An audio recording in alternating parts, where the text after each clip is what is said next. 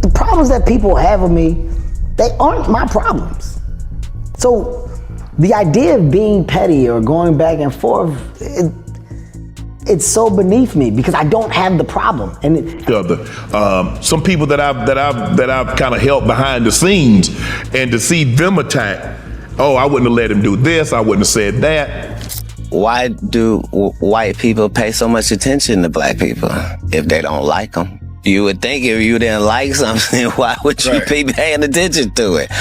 Kevin Hart may be the biggest name in comedy today, but behind that polished smile and lighthearted workout clips on Instagram, there's a lot happening beneath the surface. And now, it seems like Shannon Sharpe is the latest person to get caught up in it. This isn't just about casual shade or celebrity drama. This looks more like a calculated power move unfolding in real time.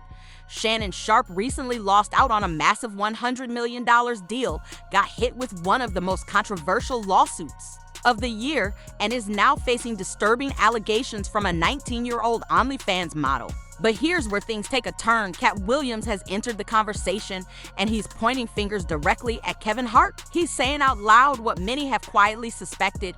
This wasn't just another scandal, it might have been orchestrated. Once you hear the details, the theory begins to hold weight. Katt has been calling out Kevin for years, but now a clear pattern seems to be forming. Every time Kevin climbs higher, another black entertainer seems to be pushed out of the spotlight. Kevin Hart has been steadily climbing to the top, but what if behind that cheerful image and billion-dollar empire, he's been playing a strategic game that sidelines the very people who opened doors for him? This didn't happen in a vacuum. Katt Williams has never been close with Kevin, and he's never hesitated to say it. Their issues didn't begin with the recent Club Shay Shay interview that was simply the breaking point. Their tension goes back decades. Katt dominated the 2000s. He owned the comedy scene, had a loyal fan base, and Hollywood was paying attention. But then, his projects began to disappear. Roles he was supposed to get were suddenly handed to Kevin instead. To this day, Katt maintains that Kevin didn't earn his rise, it was handed to him. Let's be honest, Kevin Hart's breakout in Soul Plane was a flop by most standards, and that kind of debut should have closed doors, not opened them. But somehow, Kevin landed a TV show, then consistent movie roles, and became Hollywood's go-to comedian for family-friendly films and major endorsements. At the same time, Katt was being painted as unstable and unreliable, portrayed as a liability rather than a talent. But Katt argues it wasn't a breakdown, it was sabotage. And who consistently gained from Katt's lost opportunities? Kevin Hart. Now, fast forward to the 2010s when Hollywood entered what many called its costume era, a time when putting black men in dresses became a common comedic trope. Kevin once publicly stated that he would never wear a dress for a laugh. Chappelle, another great comedian, said that, you know, in the industry, they tried to make him wear a dress. Have you ever ran into that with scripts? and is that something that, you know, you wouldn't do, you know, for... I definitely haven't ran into to put on the dress. I mean, you know, you have to have boundaries. You have to have limits that you refuse to cross. You know, for me, I know what they are. They've yet to been challenged, so you know, I don't have to speak on them. I was asked to dribble a basketball on a talk show this morning. You look said good no to that. Not that was a dress, but I was like, no, I'm gonna look stupid. You know, at the end of the day, you got to know that you're a brand. Then not long after, Dave Chappelle was making waves for saying on Oprah that he refused to wear a dress because he didn't want to be reduced to a gimmick for Hollywood's amusement. Laugh. He put this dress on, and what? The prostitute? Nah, I'm not doing that. I don't feel comfortable with that. That should have been in the discussion. What? You don't feel comfortable with it? I mean, it's a hilarious bit. All the greats have done it. So, well, if all the greats have done it, it's kind of hacky, right? You're right. So why don't we just not do it? Because I don't feel comfortable wearing a dress. Oh, come on, Dave. Listen, we got it all set up. We're supposed to shoot. Every minute you waste costs this much money. You know, the pressure comes in. He said, I'm not wearing no dress, man. I'm funnier than a dress. Just give me something funny to say. I don't need to wear no dress to be funny. So when Kevin showed up in a dress shortly afterward, Katt took it as confirmation. To him, Kevin wasn't just compromising, he was following a playbook. And the dress was only the beginning. At the height of Katt's career, Hollywood began circulating claims that he was using drugs, mentally unstable, and unreliable. But if you examine it closely, most of those rumors came from PR sources, not official records. Then, during an interview on The Breakfast Club, Kevin essentially held Katt responsible for his own career decline. Good or bad. My frustration with Katt Williams comes from, you keep pointing at Hollywood. Hollywood this, the white man, this, and this. When do you take responsibility for your actions? You had the shot. Katt was in that position at one point. You were the guy. Yeah. You were set up to be the star. You didn't show up to work. You f***ed off promo shoots. You f***ed off your promo fucking trips that they had set up for you. You became a risk to the studios, which is why the studios fucking with you. And Kevin didn't stop there. How was he at risk? He chose drugs. Oh, okay. Take responsibility for what you chose and say, you know what? I gotta fix me, and I'm gonna come back and I'm gonna stand up for comedy. Mm-hmm. But the question is, why was Kevin putting so much energy into criticizing someone who was no longer a direct rival? That's where the speculation begins. Many fans believe Kevin wasn't simply defending himself, he was erasing Katt. The truth is, Hollywood has always favored those who are easy to manage. And Kevin, he seemed to fit that description perfectly. Still, Katt didn't stay quiet, he pushed back hard against the drug accusations. I'm 44 years old. I get my blood tested every 3 months for the last 15 years. All narcotic tests have come up 0.00%. You look up my rap sheet, have never had a DUI or a possession of anything. See, when you real, you can tell the truth about anything or anybody. I answer to no one but God. It went further. Katt claimed that film roles originally meant for him were given to Kevin after he declined to perform scenes involving assault or scenes that degraded black men. One specific example was Friday After Next. According to Katt, he was asked to shoot a scene where his character would be attacked in a bathroom. He refused and stood his ground. The result? He was pushed out. Kevin, who reportedly had no issue doing those kinds of roles, ended up receiving new opportunities.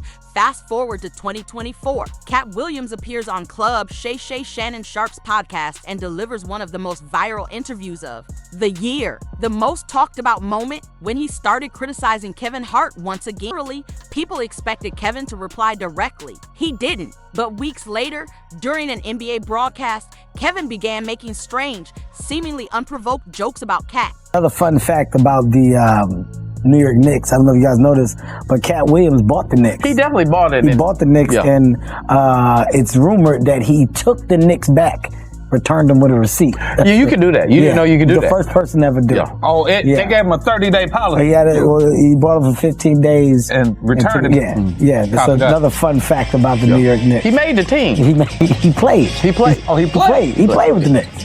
He played with them. We know he's fast. They say he's fast. He run one of the fastest. A 3.9. What you say? A sub 3.9. He figured out how to play basketball from reading all them books. 3,000 of them. 3,000 a year. A year. That's 2 a day. At 6 years old. Fans picked up on it instantly. Kevin appeared to be mocking Katt and sending a subtle message. But no one predicted that Shannon Sharpe would become collateral damage. After the Club Shay interview blew up online, Shannon's life started to unravel. Some people that I've kind of helped behind the scenes, and to see them attack, oh, I wouldn't have let him do this, I wouldn't have said that. But you know what? It took me a long time, Cam. Because when you play sports, you understand. All of a sudden, Shannon began losing brand deals. Scheduled guests started canceling at the last minute. Promising partnerships disappeared. Vanished. They're gonna have a little resentment towards you because you beating their team, right? Or you know, certain fan bases are gonna feel a certain type of way. And I felt that the better the player, the more vitriol and hate he's gonna get from opposing fans. I got that. But in this situation, I can honestly say I did not expect the level of vitriol and the suddenness. That's what really got me, the suddenness. Because and then, unexpectedly, a lawsuit was filed. Gabriela Zuniga, a 19-year-old OnlyFans model, accused Shannon of troubling behavior. While the public was stunned, some followers weren't entirely caught off guard because during the podcast, Katt had actually plainly, the gatekeepers don't play fair. And Shannon had made himself an easy target. Katt pointed out that Shannon had been vocal about his interest in younger women. My date your age. Well, I want to date my wage. I'm finna shut all this ish down tonight. I want to date my wage. Stay right there. Where y'all at? Hey, chat, where they at? And he brought it up more than once. Women trying to shame older men into picking them. Because see, not the competition. Older women ain't the competition with older women. It's them young ones. Right. It's them young ones that cut. Yes. That'll do what you want. Yeah. Ain't nobody gonna tell me I'm independent. I pay my bills. I pay the cost to be the boss. You the boss by yourself. Shannon also openly talked about being single and living a carefree lifestyle. I'm looking for a sinner. I'm looking for a sinner. I'm looking for a sinner. Send me Miss Nasty B. What her name was? The one that you said with the umbrella? Miss Nasty. Yeah. I'm looking for. I don't want nobody walking straight and narrow.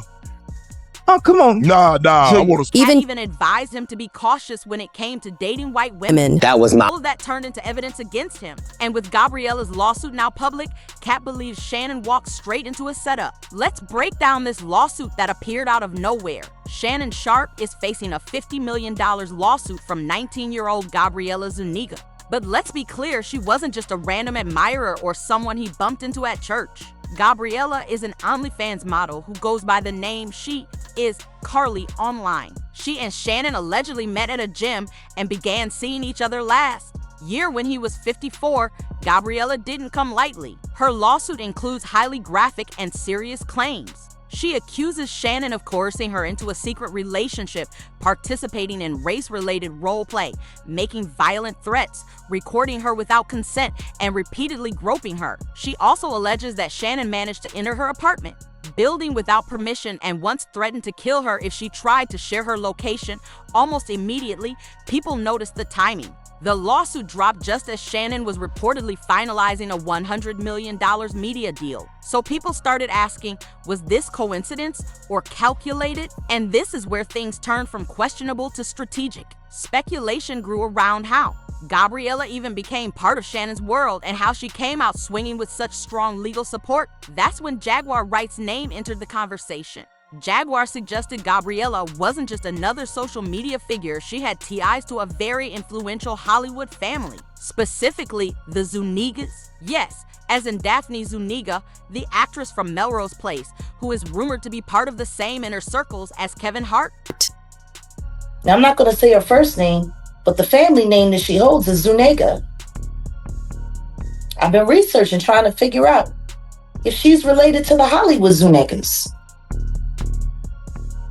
Because Daphne Zuniga has ties in some interesting areas behind the scenes. Melrose Place actress, does anybody remember? Oh, damn, man, that's Melrose Place, yeah, 1990s. Yeah, Daphne Zuniga. She has ties, like I said, some very interesting Hollywood ties. So you messing with this girl who's a child. This man has children older than this girl. Am I lying? Jaguar didn't beat around the bush. She stated clearly Gabriella was placed there intentionally, that the entire situation was orchestrated. And Gabriella didn't come empty-handed. She brought proof text messages, voice memos, and recordings. When Shannon began to paint himself as a victim, Gabriella raised the stakes. She released a voice note where Shannon allegedly made disturbing, aggressive remarks. Have mercy. If you say that one more time, I'm gonna beat the shit out of you when I see you.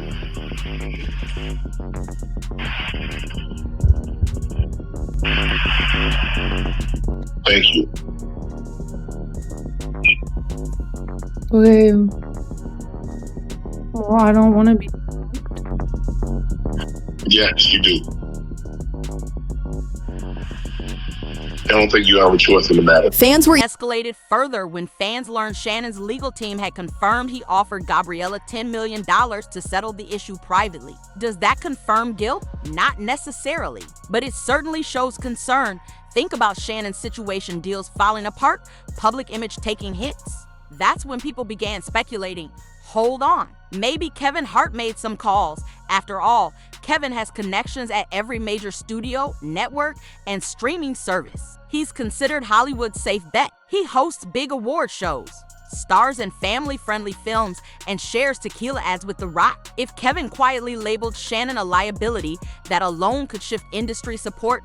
And the motive? Kevin had plenty of reasons to be upset. That Club Shay Shay interview exploded, and Kevin was at the center of it. Katt called him a puppet, a sellout, and hinted he was working with Hollywood power brokers. And Shannon, he sat there and let it happen. But Shannon didn't stay quiet. He didn't just deny the accusations, he took it further. To my family, friends, supporters, and colleagues, I want to speak to you directly and from the heart. This is a shakedown. I'm going to be open, transparent, and defend myself. He called out the attorney handling the case, Tony Busby, the same lawyer who went after Diddy and tried to bring a case against Jay-Z. Shannon accused Busby of specifically targeting high-profile black men and using media pressure to frame them as guilty. Being orchestrated by Tony Busby, who has targeted Jay-Z. Tony Busby targets black men, and I believe he's going to release a 30-second clip of a tape that tries to make me look guilty and play into every stereotype you could possibly imagine. But here's where it got spicy. Shannon challenged Busby directly. Hey Tony, instead of releasing your edit, put the whole video out. I don't have it, or I would myself. You know what happened, and you're trying to manipulate the media. The encounter in question took place during the day at her invitation, and now that appears to be a deliberate setup, coordinated by Gabby, also known as Carly on OnlyFans. At this point, the damage has already been done. Sponsors have backed off, and that $100 million deal, it's now uncertain. Meanwhile, Kevin Hart remains completely quiet. No posts, no statements, no subtle digs, just silence. Now let's take a step back, because this isn't just about Kevin and Shannon. It reflects a larger trend we've seen before. First, it was Katt Williams, then Monique, and now Shannon Sharpe. He gave Monique a platform. He gave Katt a platform. And shortly after, he's hit with serious accusations. Sponsors disappear. His reputation starts to crack. And suddenly, he's on the verge of becoming yet another cautionary example. And who keeps coming out on top? Kevin Hart. People are beginning to notice the pattern. Kevin doesn't just succeed while others struggle. He seems to gain the most when they're sidelined. Whether that's intentional or not, the perception raises serious questions. But now, I want to hear your take. Is Shannon Sharpe being penalized just for aligning himself with voices like Katt Williams and Monique? Or did he simply make poor choices that gave the industry the opportunity to turn on him? Let us know your thoughts in the comments, and don't skip the next video, because what's going on behind the curtain runs a lot deeper than it seems.